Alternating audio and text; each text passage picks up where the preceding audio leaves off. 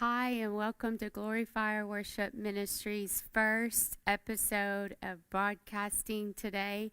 We're super excited to be with you, and we invite all of you to join us or wherever you're watching. And we're going to do a series of different types of teachings on the acts of worship and what that means. And we just trust that you'll enjoy what we have to bring and the content that comes behind it. We'd love to hear from you as you watch from all around the world. Comment. Our team is standing by to communicate and connect with you. Subscribe. That way that you can stay notified when we launch podcasts and different episodes. We don't want you to miss out. So today we're going to be talking about stewarding the fire. It's about worship, service, and the local church, and how worship is a part of those things within your local church. And so worship doesn't end when the music stops.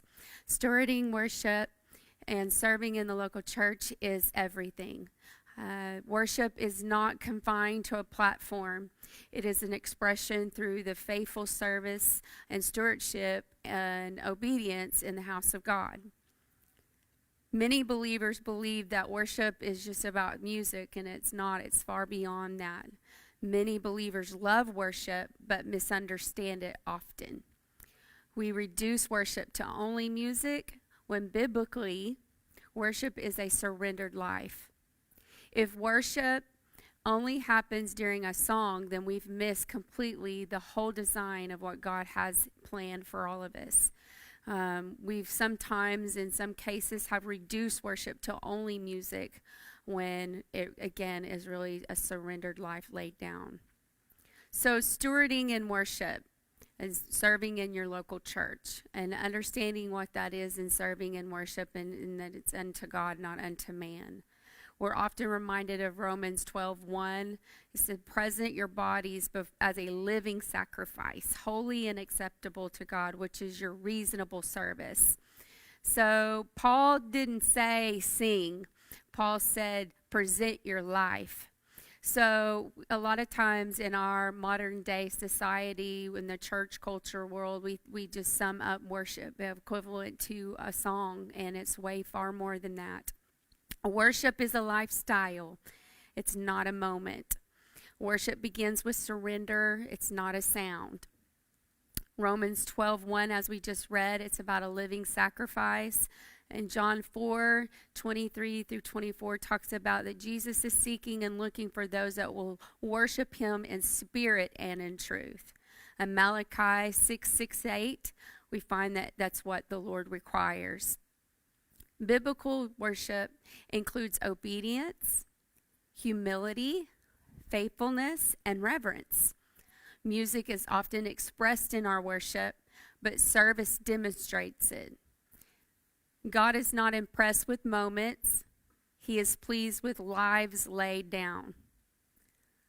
One of the things I stand by, and I say it quite often, is worship that does not change how you live hasn't fully touched your heart. Again, worship is a life laid down. It's a life surrendered. It's a lifestyle. When someone serves faithfully in the house, they are worshiping. When leaders steward people well, they are worshiping. When teams show up prepared and submitted, they are worshiping. Point 2 that I want to bring out in worship is serving in the house is worship unto God. And a lot of times we think in our acts of service, they're not part of acts of worship. And serving in the house of God is everything about worship. Everything we do, our life laid down for him. I'm reminded of a verse in the Bible where it says, for me and my house, we will serve the Lord. Serving is that life laid down in worship. Service becomes sacred when it's done unto him. Colossians 3:23-24 says, as unto the Lord. And Psalms 84:10 says, better is one day in your house than 1,000 elsewhere.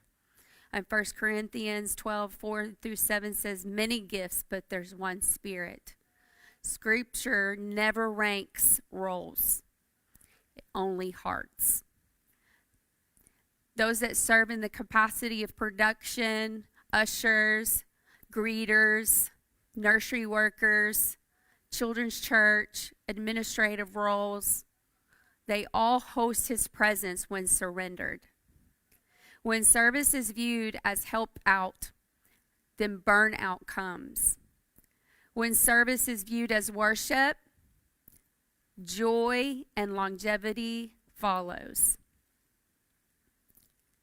One thing to always remember is heaven does not reward visibility.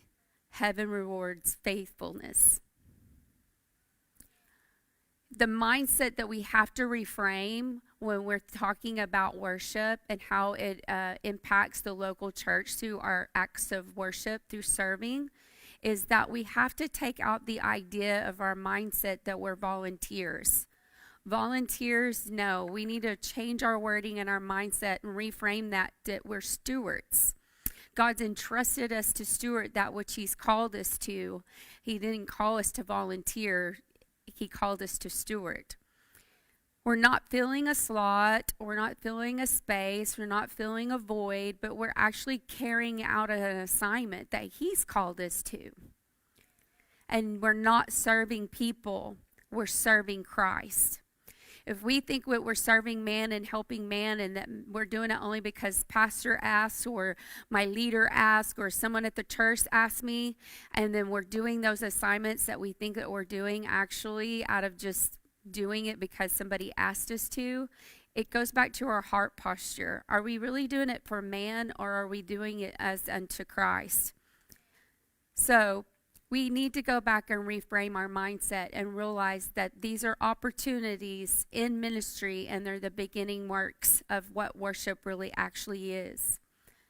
I want to take a little bit of time on point 3 and talk to you a little bit about stewarding service builds and a dwelling place for God. God dwells where his house is stewarded with honor and order. Ephesians 2:23 talks about a dwelling place of God. We find in Acts 2:42 to 47, it's about a devoted church. And then in 1 Corinthians 14 through 40, everything is done in decently and in order. God isn't looking for a perfect church. He's looking for a prepared one. When people understand their role, unity will increase. When teams are equipped, worship deepens. When leaders steward people well, God entrusts more. God builds his house through people who value his presence more than position. One of the things that we can do in our culture today as a huge impact is realize that worship becomes corporate, not just musical. That it also serving with joyful, not obligation. And that our church becomes inhabitable, not an event.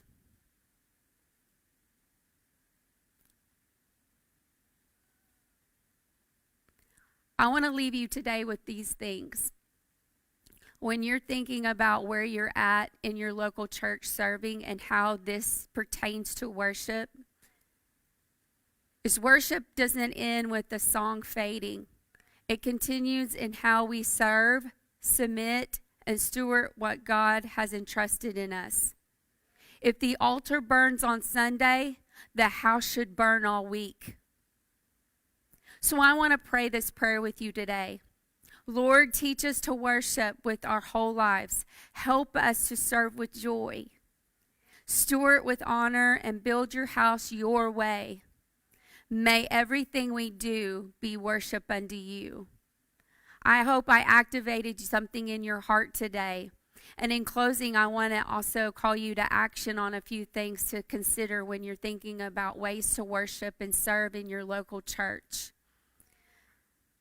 Reevaluate how you serve, why you serve.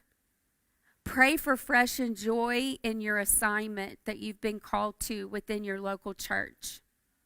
And commit to stewarding the house with excellence. That's all I have for you today. The next time we see each other, we're going to dive in a little bit deeper into some more things about worship. But some of the takeaways that you could take from this lesson today is that worship is not a song. It is a surrendered life. That service becomes worship when it's done unto the Lord. And a church that understands worship will steward his house well.